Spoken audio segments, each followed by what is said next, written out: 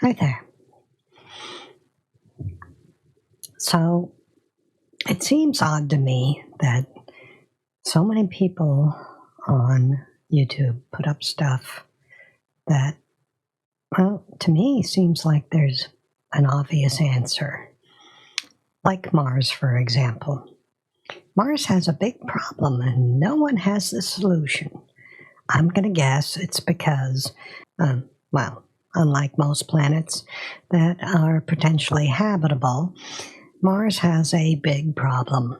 It has a cooled core, and what that means is that it is not molten, obviously, duh, and a molten core spins, and a molten core is made of metals, and spinning metals create a magnetic field that keeps cosmic rays and such not away from the planet's surface, and thereby creates an environment in which your atmosphere can actually stay on the planet because, well, reasons.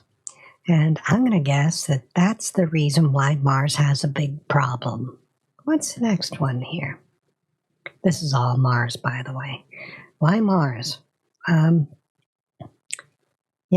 Why Musk is wrong about Mars. I think it comes down to that same problem. Mars doesn't have a molten core. And I'm going to guess NASA's plutonium problem. So we don't like nuclear energy because of all the boogeyman stories from the 1970s, where evidently we're making huge tons and tons of nuclear waste. And, well, honestly, all the nuclear waste we've ever made, plus all the bomb testing we've ever done with nuclear explosives, all wrapped into one giant package, could not be enough energy to start the core of Mars. You know, that whole thing in that Arnold Schwarzenegger movie about going to Mars. All the nuclear explosions we've had on the entire planet made by man are not enough to melt the core of Mars and get it heated up to a good temperature where it'll start spinning and being magnetic. It's because Mars doesn't have a set of Van Allen belts. That's the term.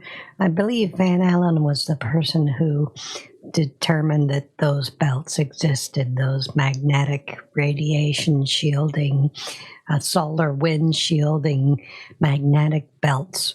And by the way, the Van Allen belts and the fact that they move and the fact that they are thinner towards the poles is what causes the what are those lights? The northern lights? I'm sure there are southern lights also, but welcome to America, where the World Series ends at the border, okay?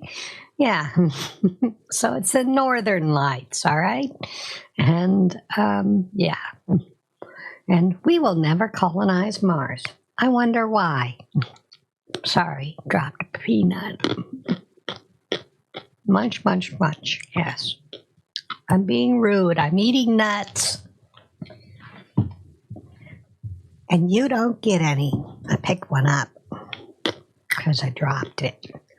I dropped my nuts. Now I'm a real boy.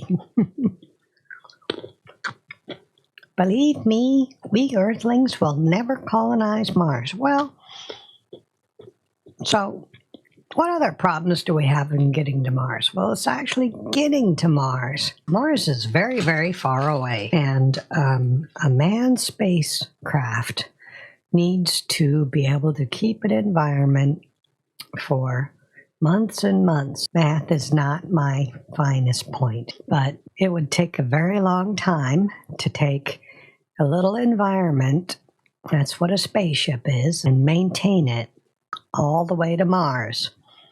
And on top of that, remember those Van Allen belts? Little spaceships don't have those. We have to have layers and layers of protection to bounce off all those cosmic rays or absorb them and not get screwed by the solar wind. And not to mention, the odds of getting crushed by a giant asteroid are phenomenally low, but there is a lot of tiny particulate matter in space. And, you can only protect so much. And although the likelihood is not major, even a minor likelihood can be fatal if it suddenly depressurizes your cabin. So that's the physical problems. Now, there's also mental problems. What happens to people when you put them in a small confined space for a long period of time with no escape, like COVID? Some of us have no problems with that, and others turn into crazy people. I wonder what the percentage is, and what's the survivability rate of, 10 people, 50 people? Well, you can't, we don't have anything big enough to put 50 people in and send them off to Mars. I'm sure that there's some critical mass that needs to happen before you could even think of, sending a colony ship to Mars. But what happens with crazy people? They disproportionately affect the sane people. Yeah. And depending on which way they go crazy, it could be everything from trying to kill everybody to just trying to kill themselves and killing everyone, just coincidentally by wanting to go out and get a breath of fresh air. Think about it. Okay. You will die here. Yeah. Mars is not very hospitable. Doesn't really have much of an atmosphere. Again, Van Allen belts, solar wind. It's like, the ultimate dehydration going on there. What is that? Evaporation? Yeah. There is technically water on Mars. It's in the poles. The temperature on Mars is balmy frickin' cold in the summertime. You'll just die of, I'd say hypothermia and freezing to death. But then again, you wouldn't be able to breathe what's up there because there isn't much anyway. And no matter how much terraforming you try to do, you can't really do much if, every time the planet turns, stuff's being thrown off of it because the solar wind's just sucking it away. Yep. So, yeah, you will die here. Oh, this is fun. Fox News says they're watching us. There's aliens. Really, Fox News? Do you think the world's flat? Does the sun orbit us? Oh, and another thing. The sun is not in the center of our solar system, but it's pretty damn close. In actuality, masses rotate each other. So, you know how binary stars rotate each other? Well, non-binary stars and the planets that are around them kind of do that too. Yes, the planets rotate around the sun, but the sun is very gently pulled by the gravity of the planets also. So the sun actually traverses a small circle, a very tiny path, which has a center to it, and the sun is technically in the center, but it's kind of off center. Yeah. Again, that would require math, and I don't quite remember how far off from center it is, but it is.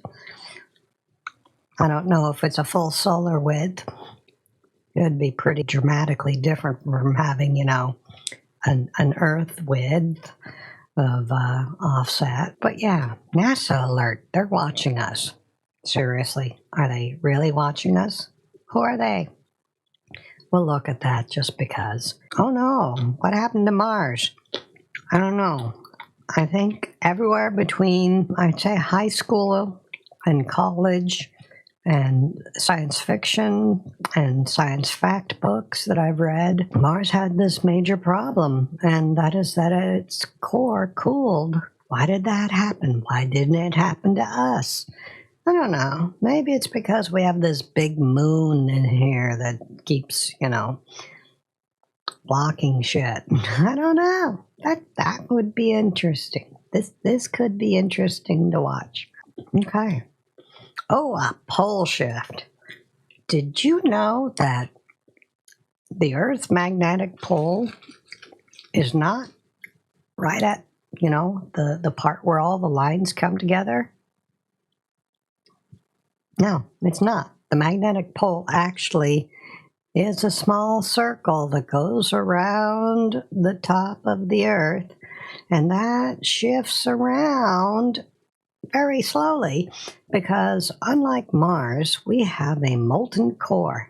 And you know how things in the washing machine, sometimes you get a little bit of mass somewhere and then it wants to, instead of going a perfect circle, it wants to jump up and down and shimmy over slightly? Well, that happens in our core too. Not as drastically because the lumps are much smaller, but every now and then you get a dense area and it has an effect, and the pole wanders. It doesn't really affect the spinning of the Earth, I don't think, but it does change the magnetic north, because magnetic north and true north are not the same thing. That's something I was taught in high school. So yes, the poles shift. This is why the U.S. wants us to cut the surface of Greenland. This is from Wada. He's usually pretty good. Got a lot of details, a lot of science, a lot of fact.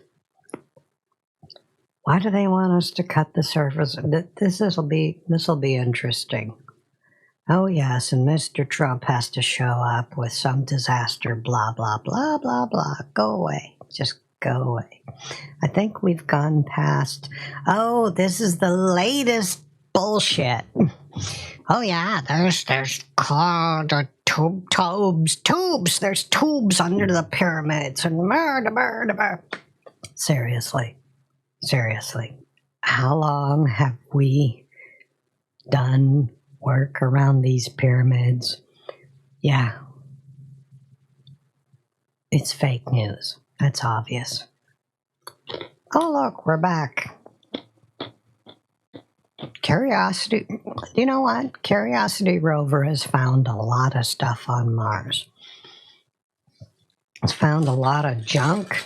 It's amazing how much junk humans can leave on a planet that's, millions and millions of miles away from us.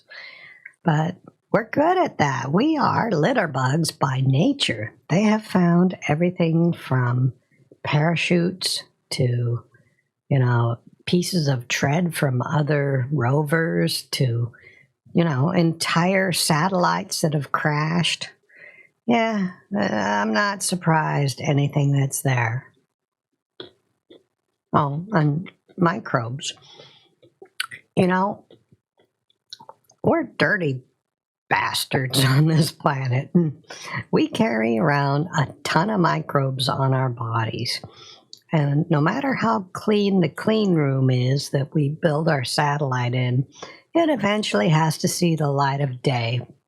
And it has to sit in a rocket that's been built in another facility, and it's been exposed to the air. And, no matter how clean we try to be packing a satellite into a rocket, our boogers get on everything, I swear. So they found microbes on Mars. I wonder where they came from. Could have been on that tread from that rover wheel. Yeah. Not that I'm discounting the possibility of life on other planets. or even on Mars. There may be. There probably are microbes somewhere in a crater in, the poles of Mars that have water and get some minute amount of sunlight. Yeah. But until we start spelunking in those, we won't be able to definitively say whether or not there's life on Mars. And even if we do, we have to worry about cross-contamination. Did you know that background lead is so prevalent in the world that when they were first trying to figure out what the quantity of lead should actually be in the world, they had to do some really interesting things. They had to dig holes in the Arctic and be extremely clean. Again, that we're always covered in boogers thing. And they had to go into these holes with completely sanitized equipment to get measurements of what the actual background lead level is supposed to be, as opposed to what it is everywhere else. And that's what we use for a measurement when we talk about the quantity of lead in such and such a thing. Because no matter what, if you have some kind of lead sensor, it's gonna measure background lead. This relates back to the thing about us finding actual Martian stuff as opposed to finding stuff we put there or accidentally brought along with us. Problems with Mars colonies. Well, there's a YouTube somewhere about how much plant life it actually takes to be able to sustain a single human being, oxygen-wise. I never saw that one, but I'm pretty sure it takes a whole lot of plant life. And in order to grow plants, you need to have a biosphere that is warm and protecting. And, once again, we get to that whole need to have something that is absolutely not going to get a crack in it and when a frickin' pebble. By the way, do you know how big the dust storms are on Mars? I mean, one bad dust storm on Mars would just completely ruin this whole structure that they have in this drawing. Yeah. Whole bunch of problems with Mars. Oh, and we got some shorts. Major issues found. Oh, God, that was 2 years ago, yeah. Yeah, the poor little helicopter that can't anymore. We do have a fascination with Mars. We used to think we could try doing something with Venus, too. But we had a couple of probes prove we can't. Too much ammonia, too much temperature, too much greenhouse effect. Kind of the opposite problem that we're having with Mars. Mars has no greenhouse. Oh, the problem with Mars. Does Mars have soil? Do you know what the definition of soil is compared to dirt? Soil has microorganisms in it and has chemicals in it that help nurture and provide, nutrients to plants. I don't think Mars has soil. I think all that's been stripped out. Anyhow, yeah, hey, hello there, hi there. It's Sci Show, and you know what Sci Show's going to tell you? They're going to tell you it's ridiculously hard. Let's actually listen in. There's been a lot of talk lately about sending humans to live on Mars, but it's easy to say that and a lot harder to actually do it. It's freezing with a super thin atmosphere that not only makes it impossible to breathe, but also doesn't give you much protection from all the deadly radiation coming from space. I said that. But at the Planetary Science Vision 2050 workshop in early 2017, a group of scientists led by the head of NASA's Planetary Science Division suggested a way we might get started. Their plan? Build a giant force field, a protective magnetic field for the planet. And as weird and impossible as that sounds, it's not totally science fiction. The idea. Okay. What are you going to use for powering this? And you got to make a magnetic field. Okay. How do you make a magnetic field? Well, you could rub the dirt a whole lot with carpet. That'll build up a static charge. Yeah.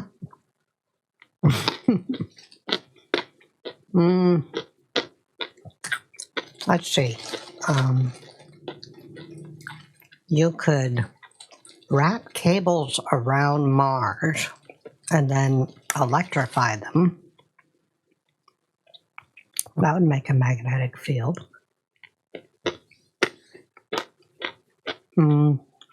Tesla coils. You could have gigantic Tesla coils. Yeah.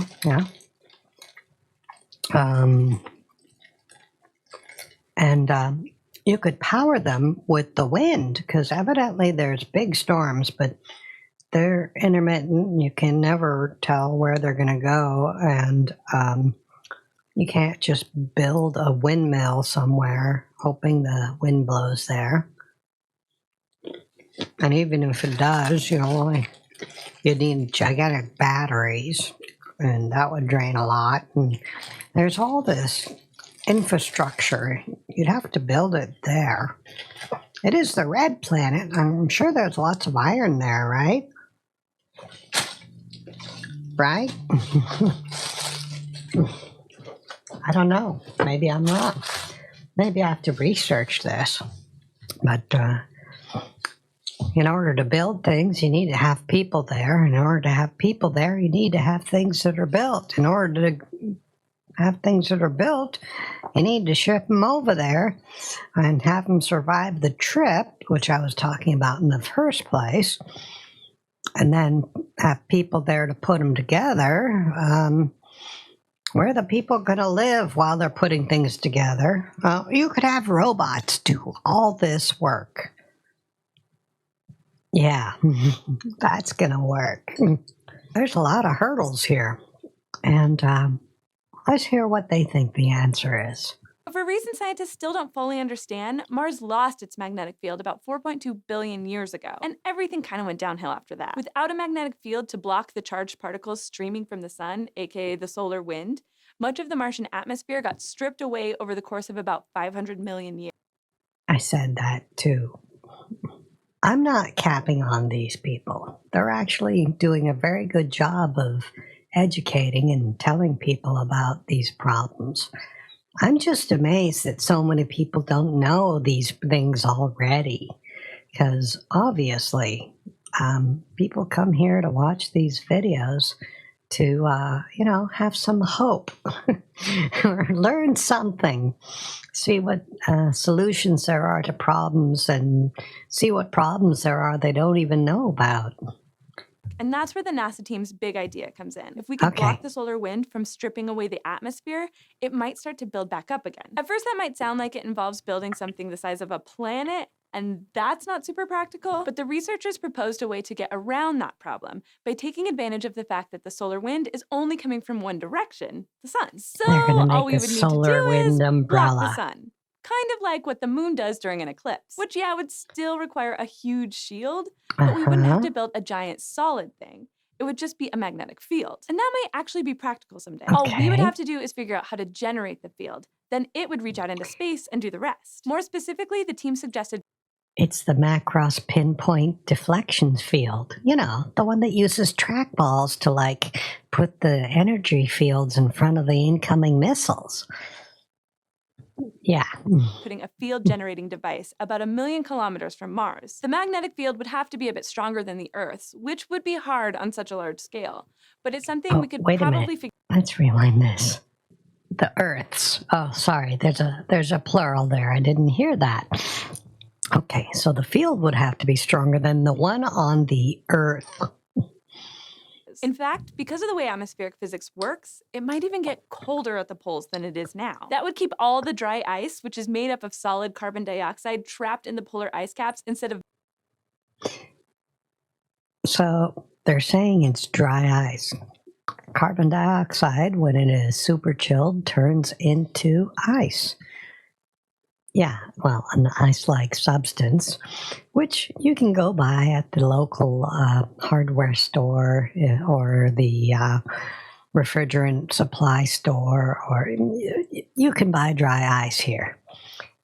Don't touch it. It's really fucking cold. It's not evil. It's just fucking cold, and you will freeze your damn fingers doing this, and you will do nerve damage, and you may lose skin in the process and get hypothermia, and your little fingies may die or be torn apart. So don't do that. It's not quite as bad as liquid nitrogen, but it's pretty damn bad.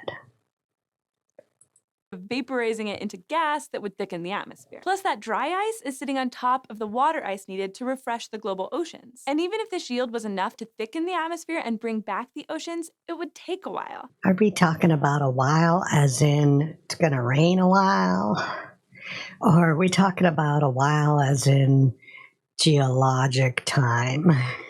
It's going to take a while for that continent to move over to over there. The idea is intriguing because unlike many other terraforming ideas, the technology seems pretty doable. MRI machines use fields even stronger than. So the technology seems pretty doable. What are you going to use to make this magnetic field? How wide does this magnetic field need to be? Yeah. MRI machines use fields even stronger. MRI machines have a physical space about, the diameter of a human being that they're putting these fields into. Yeah. You know why big people have a problem with MRI machines? It's really freaking expensive to make them, and it's really extra expensive to try to make them for big people because it costs that much just to make an MRI machine. You think they just make them all big, huh? Well, there's some financial reason why it becomes exponentially expensive to make an MRI machine above and beyond a certain size. I wonder how much it'll cost to make these MRI machines in space that take up some unknown diameter that is, enough so that eventually, in a while, the atmosphere will change. I do love these guys. Just I want to know more. Calls for. We just need to figure out how to make a field of the right shape and size. And get it into space. And the idea of putting something between the sun and Mars isn't. Oh, yeah, it'll totally work. We just have to figure out how to do all of everything and get it there. Maybe the reason why the retention on my videos is so low is because I get to the point, I tell you the details, and then the rest of it is, niggling with the details. Another question that needs to be answered. Even if we can do this, should we? There's a lot we still don't know about our planetary neighbor, and we still haven't completely ruled out the possibility of alien life over there. If there is life on Mars and we totally transformed the planet like this. So, that Star Trek movie, what was it? Was it number 3? Or was it number 2, where Kirk finds out that his seed is actually capable of making a human, and that they're doing this Genesis project, and the Klingons call it a Genesis torpedo, and this is a great big, psychological debate over society and whether or not, what we do is really good for anybody or if it's only good for us. The planet that the Genesis project was supposed to be working on supposedly had no life on it.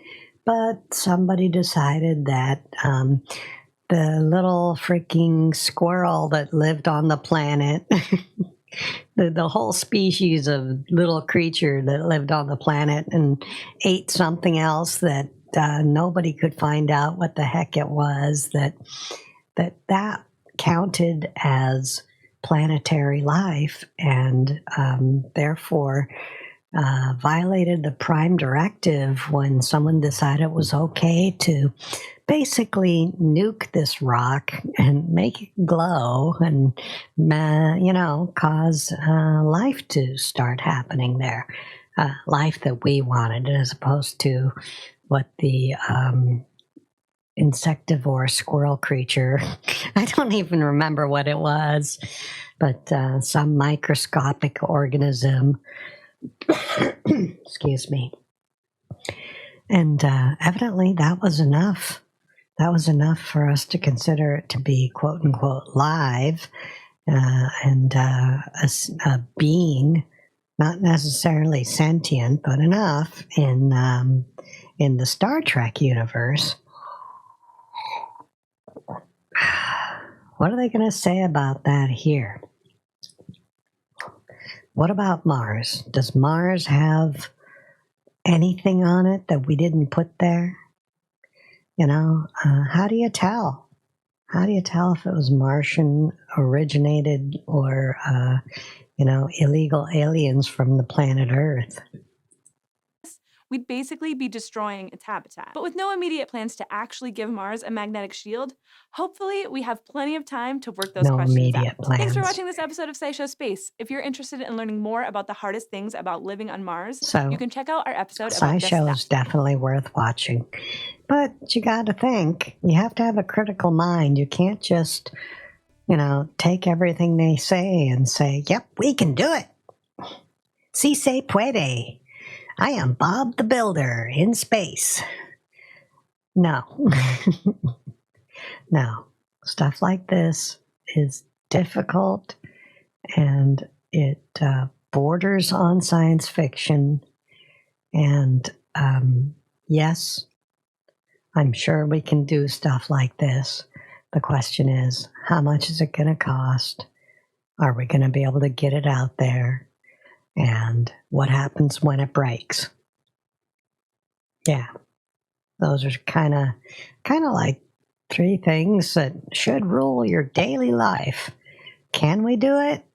What happens when it breaks? And how much is it going to cost? Well, I hope this was interesting, and I hope this helped you think a little more critically about what's going on, and maybe, just maybe, people will, try to do a little bit more, like Sci Channel here. I mean, they do a very good job, but a lot of those videos that I was looking at, I'm sure, are just going to be very glossy. Yeah, we can do this and we can do that, and this will be awesome. And oh, by the way, this will kill you. This was obviously not one of my normal videos. And if you enjoyed it, leave a like, leave a comment telling me if you want more of this.